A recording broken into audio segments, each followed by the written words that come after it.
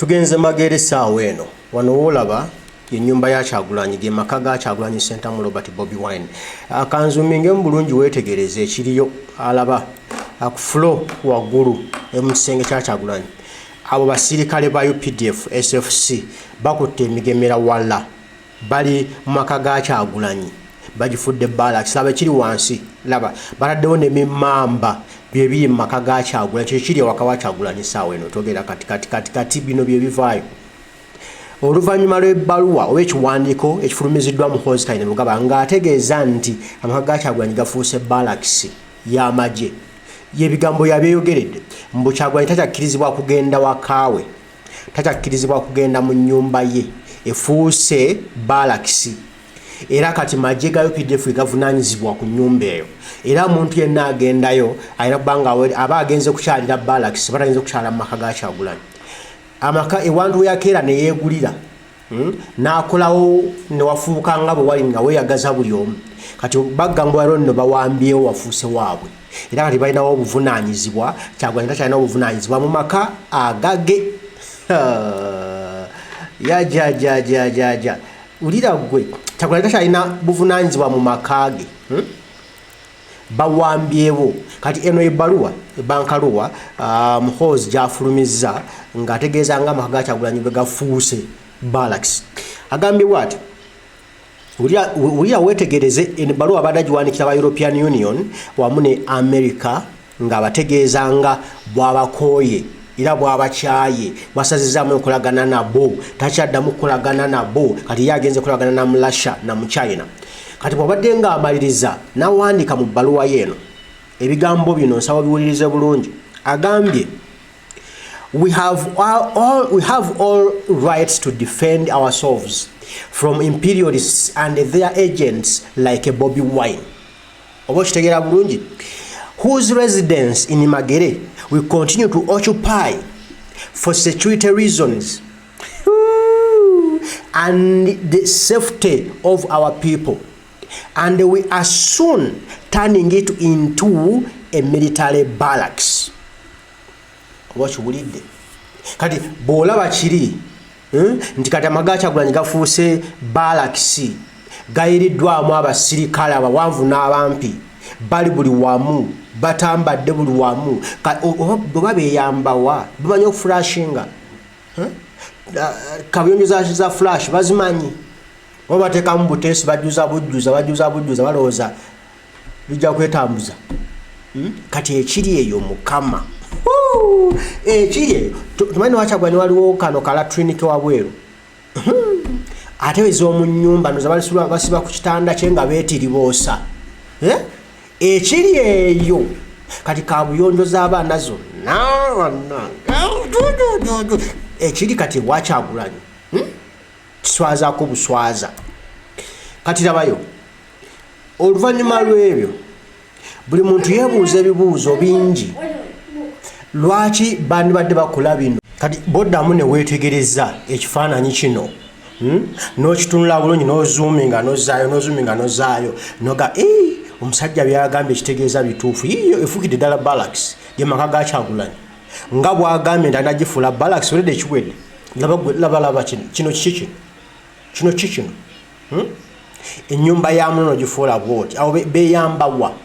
bagenze ne toilet ezitambula oba akatoga akajeeyo mu kabuyonjo z'omusajja bazikulogenze dda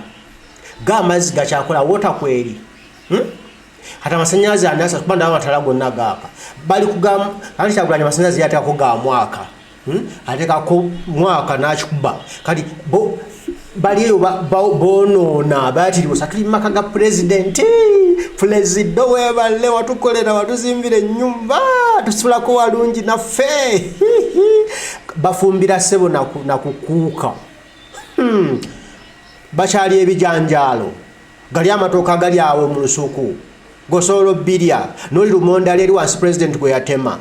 muwogo bikajjo essamba y'ebikajjo ogimanyi gwe. Pulezidenti bwadava mu kampeni agamba baana mugende mumenye ne bamenya naye nga bisigalamu basibe balya kakajjo kawooma bwe basimaka monde bakutokosa wali gwe dukira president anayo no luzo lunene bwaguga alundiramu ensonzi alundiramu ebyennyanja kati bagenda bugenze bamasasi tutu nechidda kungulu ne bajena ne batokosa mama solo tuli wakawo tuli mukweyagala bagezze bonna baga mafesto tuddayo negwe Kyagulanyi yavaawa enyumba Efuuse Barracks ate buli ekyeta esooka government yana kuspendinga musimala tuliisa basirikale baffe simenti balonyeza wakufuluma buli kimu ekiri self contained mu kikomera emmere mweri enva mweziri esanyiraze mweri bateekako lya mwaka kuuka weeri wali esepiki za mama solo paani ze zonna ziri awo okwoza laundry weeri wali kimashini washing machine bapakira mu paki z'ibigoye byabwe ne kikuba sikasabuni konna weekali mukama yabawa mwesiime kati muli mu maka ga musajja mwetiriwoosa kyekiri Magere omusajja batugambye ekyongera okakasa ebigambo bino ye kojja wa Kyagulanyi Center mu Robert Bobi Wine omusajja ono kojja waffe avuddeyo nayogera ebigambo eno nga mwenyamivu nnyo nno kukigenda mu maaso mu maka ga mutabani we ono omuganda wa maama wa Kyagulanyi yaliwo era gwe tumanyi kuba president gwatulaga nti ono kojja wange ddala bwoya avuddeyo nayogera ebigambo bino nga mwenyamivu ngagamba maka g'omwana mugafudde ekitagasa ani yabagambye mugafuule Barracks mwenga baani lwaki mugonoonya okutuuka ku ekyo kojja ebigambo byayogera bya busagwa si musanyufu n'omulundi n'ogumu era ebigambo byasindikidde mu hoozi bizito nsaba owulira ebigambo bya kojja ffe wano kojja si musanyufu n'akettondo n'akeddagala amaka ga Kyagulanyi gaveemu CDF olwairo oli w'amaanyi kubanga ogayina tewali agadda butinga osobola okukola nange nte bayinza okuntwala osobola okukola kyonna kyoyagala nedda kootule mu files nga bwoli CDF olabe ba CDF abadde bameka e Uganda olaba akulembeze b'amagye babadde bameka e Uganda obuuze gye bali yeyisanga gwe gw'oli mwana muto ffe tulaba kuba maali ya Mungu tulaba kuba butabika tulaba ku obuyita ojooko nga basajja b'amaanyi tebagambwako olwaliro baliwa nawe ntana ya Maria Mungu eri munsiko eyo munsiko okalaba olwaliro twali badde tuzimba Hamone kubanga we yaya tusite lino eggwanga tulijyamu omuntu alowooza nti ajja kusaanyawo manga Buganda abalala basigalemu bamu ekyo kizibu abantu bagenda kuba nga Abaisirayiri after so many years badde ewaabwe tuteekewo engeera etusobozesa bannayuganda ffenna okubeera mu ggwanga eno tuligyemu kati buli muntu munnayuganda ali mukutya buli muntu abuuza Kyagulanyi oli najja nagamba kojja omuntu waffe omuwuliza nobagamba nange ndi wano nange nebuuza mwana wange nange nebuuza gyali naye njala bakubira omulanga abawulira nga basobola okugamba ku CDF musaba atuddize ebintu bya Kyagulanyi yatwala ebintu bya Kyagulanyi amaka ga Kyagulanyi mugatuddize ne bwe tunasanga ennyumba ye nga byonna mwabimalamu kubanga talina bwagenda kuvunaana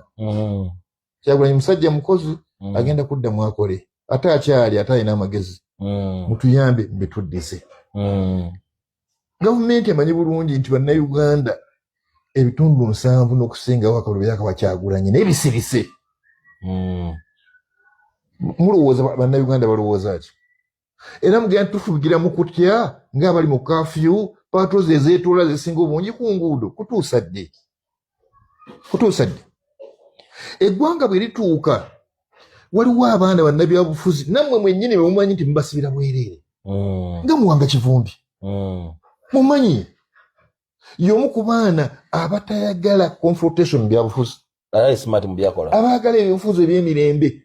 ebimu ku byagala mu muwanga kivumbi okugenda mu FDC nga balowooza nti eri militant kubanga Besigye w'amagye mugisha muntu w'amagye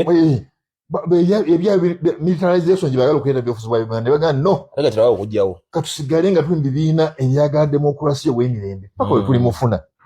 olwaleero ali ku terrorism ate nga batidde abantu ewuwe nga ne gavumenti terina nsonyi nti ensi yonna eraba ebyali ewa Muwanga. Neewuunya ensi bw'esiika ku Muwanga lyabadde lidda wakati ka kokasi ka Buganda. Ekyo kinene nnyo eri Abaganda. Yes. Ne Mengo. Muwanga y'omu ku baana abasiraamu abalungi ennyo b'otayinza kubala 10. Bw'olowooza nti bamanyi ebyobufuzi bw'egganga lino. Omukisa gwalabise kojja Zibambi yali musina agenda wa Mwami Museveni batese ku nsonga ezo okutaba sibe ne yamwanga kivumidoza bina wamu kwa ye n'ogenda yagenda yoko babiteesako ki gavumenti bw'eneemanya nti bw'eneeyagala otunyigiriza tugenda kubagininga lw'abasibe ng'ejja kukwata abantu bamanyi mu makomera ekwata abalina emisango naye omuntu alinga Muwanga Kivumbi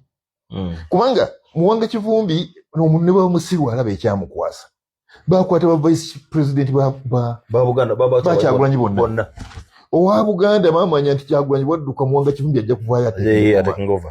ne bakwata omukyala Zedriga ensi etateka kitiibwa mu mukyala oyo njitya ensi yonna emu ekitiibwa mukazi muyivu munnamateeka dokita mu mateeka wa Supreme Court ali ku level y'omulamuzi wa Supreme Court asomesa mu university amateeka ez'ensi yonna alikicalinga amateeka mu America alikicalinga amateeka mu Bungereza yonna bamuwa ekitiibwa n'omuwamba bayawambibwa omwana we n'awambibwa tebamanyiddwa ku mafiire n'omwana omuyafa ali gwe nkugamba kakati ate naye olwo Uganda ku myaka egyo kubanga ayogera opinion ye kubanga yawagira Kyagulanyi muzimu. So bwe tubanga eggwanga lituuse awo era kojja nze natya n'abantu baatya nti poliisi evaanaga nti Kyagulanyi tamwagala tebagala mukwata CDF naga nti mwetaaga era mu nnaku bwezi timuwadde we batejjayo ate kwanga muyikira njja mulogala mufu wanga mulamu naga nti wokukwatira bebe ateesimbyewo n'omukola bw'otyo okola ku Kyagulanyi nyinza mukola ki si okola ku Kyagulanyi nyinza mukola ki omukazi we teyeesimba